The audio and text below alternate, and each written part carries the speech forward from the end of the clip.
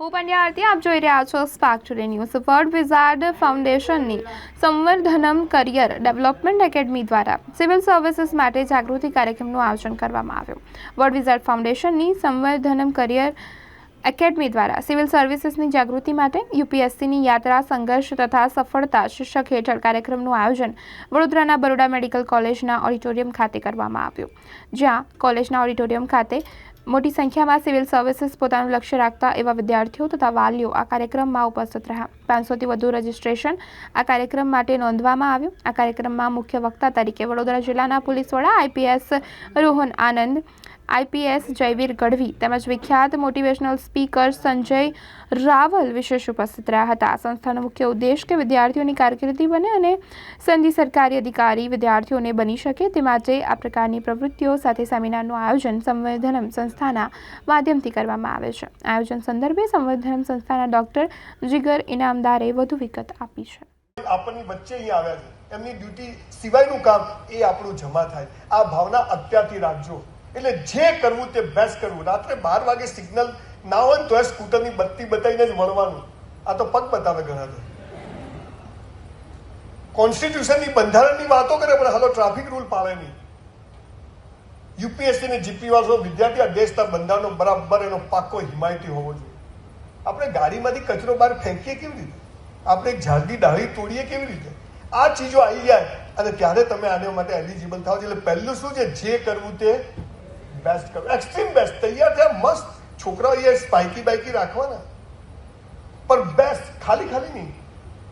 બીજી વાત, બધું બેસ્ટ કર્યા પછી ઈશ્વર પર ભરોસો। મેરા હૈ સો જાવે નહીં, જો જાવે સો મેરા નહીં। આપણું ધાર્યું થાય આપણે ખુશ, આપણું ધાર્યું ના થાય ભગવાન ખુશ। 1984માં in 1984 I choose science. I want to be a doctor. Physics, chemistry, biology, mathematics હું સૌથી ટોપ 3માં હું સ્કૂલમાં। NA sodium, K potassium, NH four H, AG silver, AG mercury, sucrose, CL chloride, BR bromide બધું ગોખી માર્યું, 54% આવ્યા। Cheque return બધું સારું કર્યા પછી પણ 54% કેમ આવ્યા? કેમ કે આજે મારે તમારી સમક્ષ સ્પીચ આપવા આવવાનું હતું। 5 વર્ષ પહેલા ઘરમાં વાઇફ નથી સાંભળતી, અત્યારે 2 કરોડ લોકો સાંભળે છે। ઇન્સ્ટાગ્રામ પર 1.2 મિલિયન પ્લસ લોકો ફોલો કરે છે। એટલે એમ થયું કે આપણી વાત લોકોને ગમે છે અને બરોડાએ તો મને ખૂબ પ્રેમ આપ્યો છે। જ્યારે આ સંસ્થા વિશે મેં જાણ્યું, સંવર્ધન વિશે જાણ્યું, જીગરભાઈ બહુ અતિશયોક્તિ નથી કહેતો પણ મારી લાઈફથી જે 10 લોકોથી હું ઇમ્પ્રેસ થયો છું એમાં એક જીગરભાઈ છે અને જેના કારણે હું આજે અહીંયા આવ્યો છું। મારે કોઈ પરિચય નથી પણ આટલું ડેડિકેશન સોસાયટી માટે કોઈનામાં હોય અને કોઈ વ્યક્તિગત સ્વાર્થ વગર, કોઈ અપેક્ષા વગર, અને એ માણસ જ્યારે બરોડાના લોકો આ લેવલે પહોંચે એની મહેનત કરતો હોય તો મારા સ્કિલ સેન્ટર પર આજે એન્યુઅલ ફંક્શન છે, 8 વાગે હતું, એનો મેં ટાઈમ 9 વાગ્યાનો કર્યો, મેં હું પહોંચી જઈશ। ગુજરાત સ્થાપના દિવસે દીપ પ્રાગટ્ય કરી અને જ્ઞાનની જ્યોત પ્રગટાવવાનો એક નાનો પ્રયાસ સંવર્ધનમ નામથી વર્લ્ડ વિઝાર્ડ ફાઉન્ડેશને કર્યો અને આજે એના બરાબર 1 મહિના પછી ગુજરાતના યુવાઓ જે સિવિલ સર્વિસમાં ક્વોલિફાય થવા માંગે છે એમના માટે એક કાર્યક્રમનું આયોજન થવું જોઈએ એવો જ્યારે વિચાર થયો અને ટીમ બેઠીથી વિચાર કરતા વિચાર એવો થયો કે કોને ઇન્વાઇટ કરવા જોઈએ। એટલે સીધો આદરણીય સંજયભાઈને ફોન કર્યો અને 30 સેકન્ડમાં સંજયભાઈએ હા પાડી। સંજયભાઈની તારીખ લેવા માટે દિવસો સુધીનું વેઇટિંગ હોય છે તેનો વર્ષોથી સાક્ષી પણ આખો વડોદરા જિલ્લાના પોલીસ અધિક્ષક તરીકે પોતાની કામગીરી સંપૂર્ણ આક્રમકતાથી અને સાથે સૂઝથી જેઓ સંભાળી રહ્યા છે અને અહીંયા પોલીસ અધિક્ષક તરીકે નહીં પણ આપણા સૌના માર્ગદર્શક તરીકે ઉપસ્થિત છે એવા આદરણીય રોહન આનંદ સર, આપણી વચ્ચે ઉપસ્થિત આદરણીય પ્રેમરાજ કશ્યપ સર, આદરણીય રીના ભાટિયા મેમ, નિમિષ પ્રસારા સર, આદરણીય અલ્પેશભાઈ લીંબચિયા, આદરણીય જગદીશભાઈ સોલંકી। બસ આજે સંવર્ધન નામની સંસ્થા એક સરસ મજાનો કેરિયર ગાઈડન્સનો કાર્યક્રમ રાખ્યો છે અને ગુજરાતીઓ પણ આઈએસ અને આઈપીએસમાં, જીપીએસસી અને યુપીએસસીમાં એને ક્રેક કરી શકે એવી તાકાત ધરાવે છે તો એમાં લોકો વધારે ભાગ લે એ માટે ખાસ એક પ્રોગ્રામ કર્યો છે અને એના માટે મને બોલાયો છે।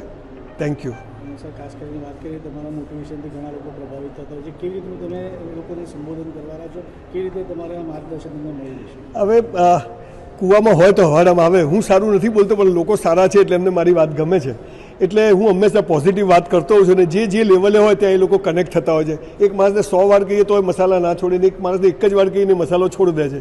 એટલે મોટિવેશનની અસર બધાને સરખી નથી થતી હોતી, પણ જે બોર્ડર લાઇન પર છે, જેને કંઈક કરવું છે એને થતી હોય છે. એટલે હું જનરલી આ બધી વાત કરતો હોઉં છું. એ મને ખબર નથી હું શું વાત કરીશ, પણ સ્ટેજ પર જઈને કંઈક આવી વાત કરીશું. આજરોજ વડોદરા ખાતે સંવર્ધનમ કેરિયર ગાઈડન્સ એકેડમી દ્વારા સિવિલ સર્વિસ માટેની જાગૃતિનો એક કાર્યક્રમનું આયોજન કરવામાં આવ્યું છે. ગુજરાતના વિખ્યાત મોટિવેશનલ સ્પીકર શ્રી સંજયભાઈ રાવલ તેઓ પધારી રહ્યા છે મુખ્ય વક્તવ્ય માટે, અને એમની સાથે વડોદરા જિલ્લાના જિલ્લા પોલીસ અધિક્ષક આદરણીય રોહન આનંદ સર અને શ્રી જયવીર ગઢવી સર, બંને આઈપીએસ ઓફિસર છે. જયવીર ગઢવી સરે ગુજરાતી તરીકે જ્યારે સિવિલ સર્વિસ એમણે ક્લિયર કર્યું ત્યારે એમના અનુભવો જાણવાથી વિદ્યાર્થીઓને એક માર્ગદર્શન મળે કે એક ગુજરાતી માટે પણ આ વસ્તુ કેટલી સરળ છે અને એમણે ક્યાં મહેનત કરવાની જરૂર છે, ક્યાં ચિંતા કરવાની જરૂર હોય છે. એ જ રીતે રોહન આનંદ સર એ યુપી અને બિહારના લોકો સૌથી વધારે સક્સેસફુલ થતા હોય છે યુપીએસસીમાં, એનું કારણ શું છે એના પર વાત કરે.